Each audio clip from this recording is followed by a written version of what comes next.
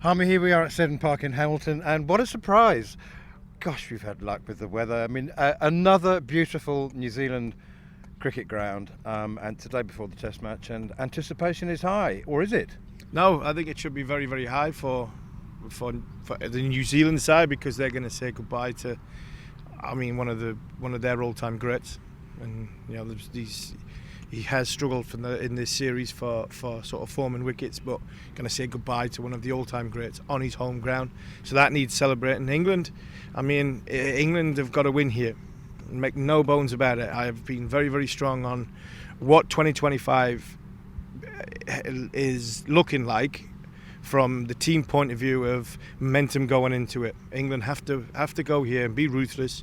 They've got the upper hand. They've got the foot on the throat. They have to keep it down, and this winning here will stand them in good stead further down the line when the pressure situations come. And I think that as much internal pressure they can put on themselves to try and win this game, they should be doing that as much as they possibly can. So yeah, I think there's a huge amount on this cricket match. I don't think it's a dead rubber for either sides, because New Zealand want to win to send off one of their all-time greats, and Ben Stokes should be challenging his group to make sure that come the end of this Test match, England leave New Zealand 3-0, and that will be an unbelievable result.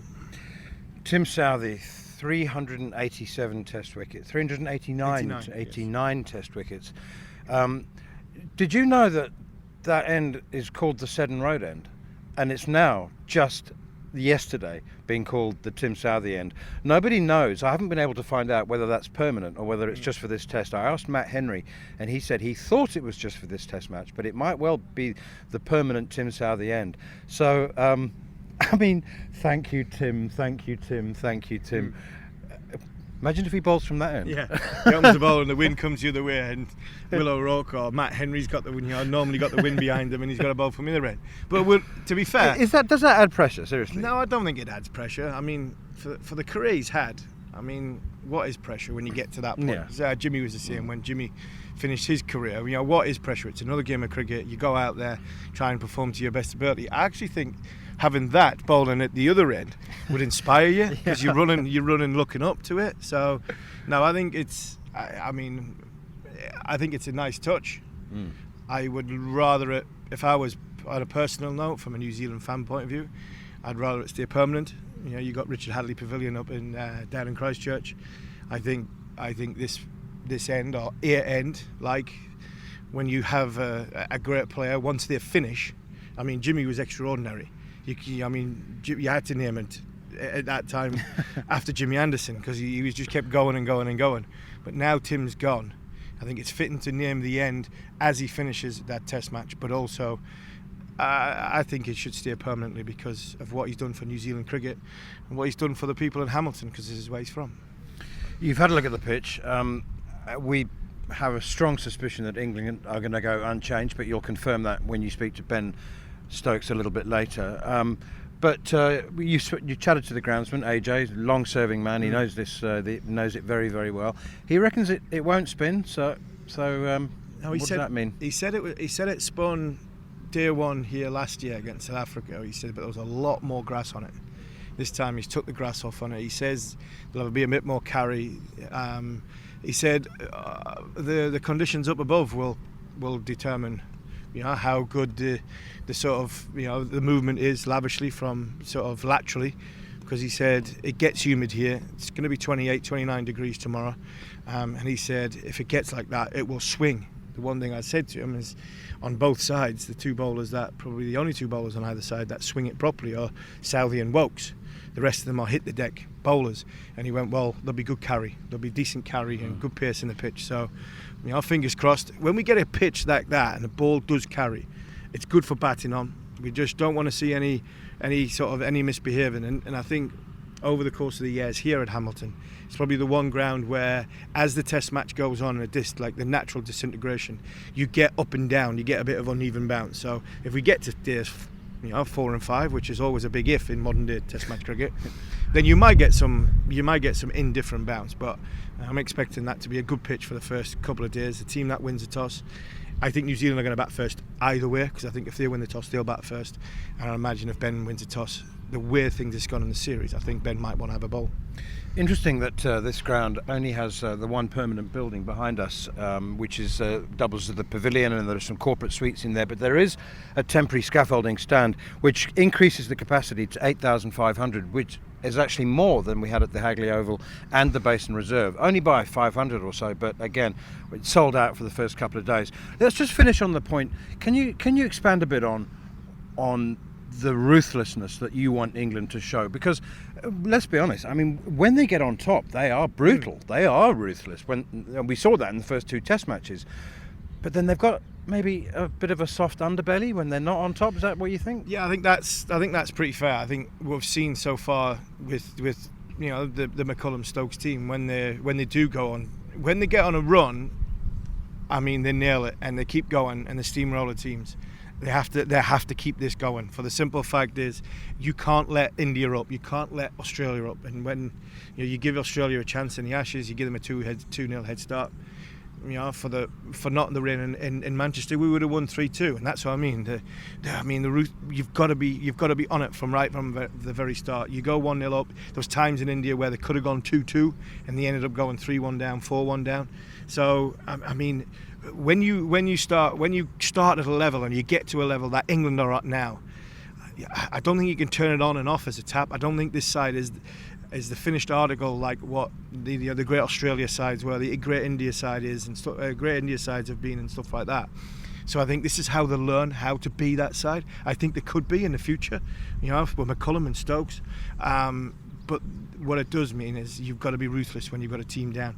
They come away from here winning 3-0, and if they win this Test match comfortably, I mean, it gives me as a former player great hope that we can go and beat India at home, which I think we should do. We will be able to do and should do anyway.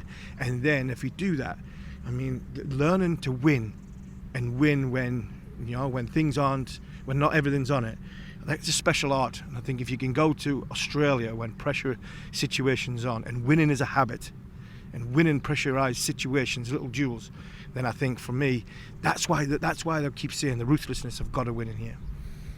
Yeah, we're going to speak to Ben. We're going to finish this preview podcast with you chatting to Ben. Are you going to ask him about that? Yeah, I'll ask him, quite a few things about himself and his leadership and his captaincy. So, yeah, we'll see what mood the captain's in. Hopefully, you'll give us an idea, or you'll tell us what the team is going to be. But I'm expecting no changes. I'm expecting England. Ben Stokes should be looking around the room and going, right, are we all fit? Everybody puts their hand up and said, yep. Let's get back out there, let's get a job done and leave New Zealand 3-0. And I can't see any reason why you would think about rotating or trying to change this 11. Not a cloud in the sky, hot sun and more forecast for the first 2 days at least anyway. So all to look forward to, all to play for.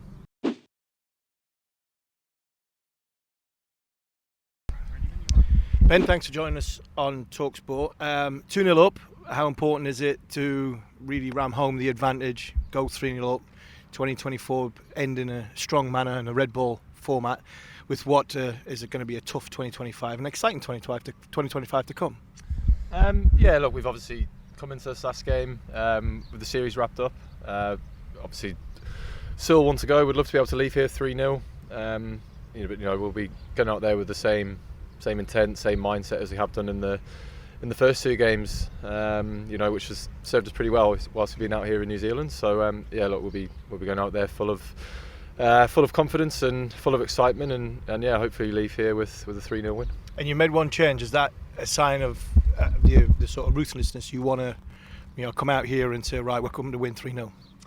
Look, I think Matty Potts coming in for Chris Wokes. I think Wokesy's done an amazing job this winter. He's someone who's, came under, a bit of scrutiny for his, record, outside of England. But I think what he's done in Pakistan and then in these first two games over here, he's proved a lot of people wrong. And yeah, look, obviously being 2-0 up, it's a great opportunity for us to get some more experience into, one of the other bowlers that we see carrying the side for a long time forward. And talk about you. It's important for the team and you as captain that you're fully fit to bowl, but how important is it you for the person that you feel as though I'm fully fit and fully ready, and when the bowling needs me, I'm ready to bowl? Yeah, obviously it's knowing that you can come on whenever you feel the time's right without having anything going on in the back of your mind, whether that be with a little niggle here and there is obviously massive. But obviously, I have a huge understanding of how important my role in particular with the ball is to the team. Obviously with the makeup of the side and the balance that it provides. So it's been good to get some overs under my belt here in New Zealand, and I'll say hopefully get some more out this week, but it'd be nice not to. There's a lot been talk about the sort of roles inside and selection. One of the big roles was the sort of wicketkeeper and the wicketkeeper batter, and the batting element, especially in that role. Have you found it in yourself on this trip? Because it was about batting with the top order, batting with a tail, and you've gone to 7, and the role that I envisaged in that role, you played it perfectly in Christchurch. Is it something that you think long term going forward, number 7 might be the spot for me? No, you never say never to anything. Have you enjoyed that role? Yeah, I have. I think it's I think for me, I've been in the middle order my whole career, whether that be playing Test match cricket or white ball cricket. So having all that experience of going in so many different situations for a long period of time now makes it a bit easier. When you bat at the top of the order, you're always going in the same state of play, if that makes sense. As an opening batter, generally got 3 slips of gully, the ball's swinging, nipping around, bowlers are fresh.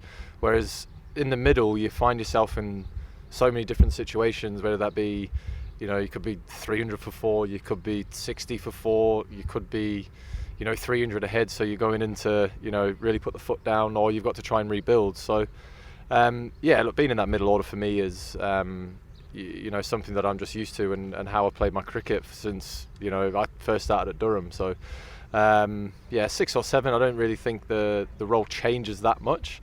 But yeah, look, never say never to anything. And you the one in Christchurch, when I'm saying the way you played in that role, you've seen Harry Brook close hand. I mean, he's gone to number 1 in the world. Is there any more people can say nice things about Harry at the minute? Well, Rooty congratulated him last night at dinner for becoming the world number 1, and then Brookie looked straight at me and said, "You'll be trying to run me out this week, won't he?" But look, no, Brookie's he's been exceptional. We've always known the talent that he's got, and who knows where things could have been. You look back to the unfortunate injury that happened to Johnny at the back end of 22. Things could have been a lot different, but it's one of those where sort of you say things can happen for a reason, and that's given Harry Brook an opportunity to get into the team and stamp his authority. He's been absolutely incredible for this Test team, also when he's been playing in the white ball team as well. And I think for batters, all across the world, I think an all 3 format player, it's very hard to look past Harry Brook at the moment. And your journey as captain, is it better than you expected? What you thought was expected, or is there anything? What have you learned as captain? Up to this point, especially with a big year to come. Look, I enjoy every single day since the first day that I officially was named England captain. Obviously, I knew a bit before it was named, and I was obviously very excited about that journey from that day. And look, you do learn a lot as you get into a job for a longer period of time, and I'm still learning, learning lots of different things. But one thing that I've done for, I'll say 95 to 97% of the time is stay very, very true to myself, and I've got a huge understanding that my attitude, my how I am around the group has a massive influence on sort of how everyone goes about their day. But look, I absolutely love leading this team out. I love the responsibility. I love being in the position where you make big decisions, but they're always based upon what we feel or what I feel is right for the team, and I'll always do that. Massive 2025, no IPL? No, big 2025, India, and then obviously after that we've got the Ashes, so I'm 33 now, Stephen. Yes. I can remember when you were 16, cheeky, shouting at me across the other side of the dressing room because I was an old man, getting a bit bigger. So yeah, look, it is. There's just so much cricket these days, and remember when I first started playing, you just sort of rock up and crack on and play the next one. But you got to be realistic as everything gets older, everything comes a little bit harder. You got to train a lot harder, and I want to be giving myself the best chance to be walking out there leading the test team forward for as long as I possibly can. In that 2025, is this the year that's going to excite you and Brendan as the sort of leadership? Is this the one you've been looking at for months, weeks, years, whatever, that India at home, Australia away, this is what I play international cricket for? Look, I think you look at series and obviously there's always going to be ones in the calendar that you notice and sort of stand out a bit more, and India, Australia are obviously always those ones. But those series, a lot of people say, oh, that's what you play for. But I think when you strip all that away, there's a lot more than playing in big series as to why you play. It's a massive responsibility and a massive honour that we get walking out there every single time we've got the shirt on. So that's why I play the game. And just finally, last couple, you've got, this dressing room, it seems like you bring somebody new in every week, every series. Why do this keep performing? Because it seems that they hit the ground running. There's been a lot of noise and outside noise, which I'm not really that interested in. But it just seems that whenever anybody comes into this dressing room, no matter what their numbers are, who they are as people or players, they seem to perform very, very quickly. And that, from an international point of view, doesn't seem strange. But what can you put your finger on why? Is it just the environment, or is there other things involved in that?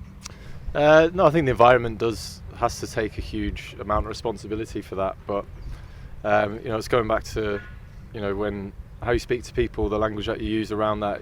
Speaking to them directly, speaking to the group when sometimes you're aiming that at a certain percentage of that group, and when people get presented with an opportunity, it's saying this is an opportunity to go out and express yourself and just throw yourself in there. It's very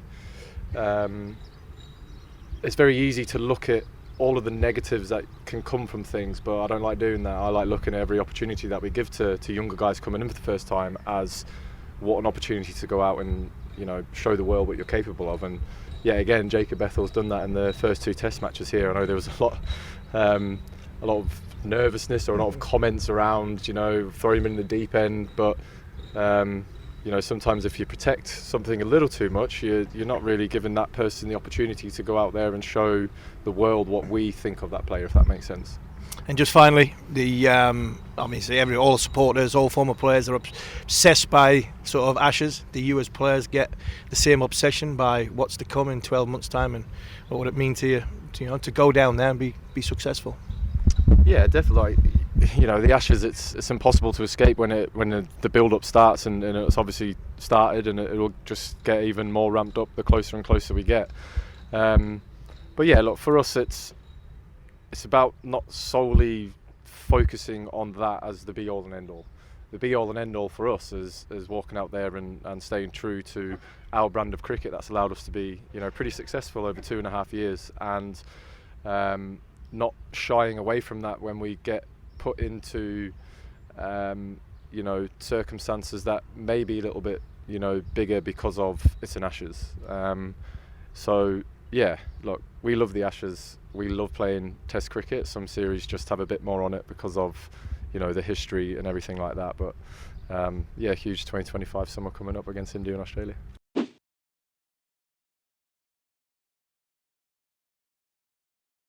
Well, I get to sit in Ben Stokes' seat.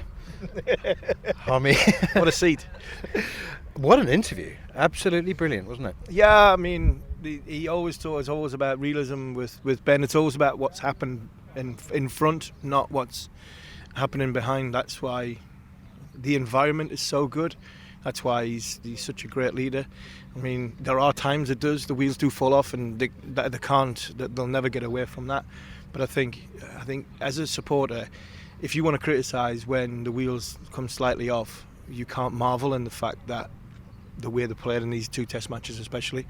So you can't have a perfect world, and I think the way this England team play, this sort of they raise the bar to such a level that, I mean, they try and be as perfection as possible, but when it doesn't happen, it does. It does look as though, especially when people chip one up in the air or get caught on the boundary.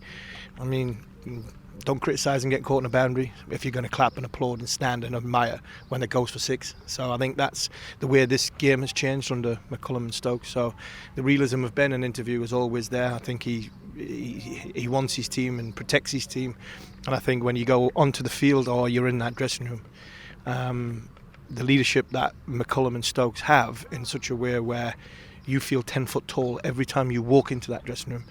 And I think that's the beauty about this group. Just 2 things to finish the podcast. A word about the change that came as a surprise. Yes, I just wonder if possibly Chris Woakes has got maybe he's a little niggle, we don't know. I think the fact that he's played 2 back-to-back games, Ben's just said there, he's getting older. So, and Woakes is even older again. So I think it might just be a case of he's done his job. Let's give Potts a crack, because do you know what?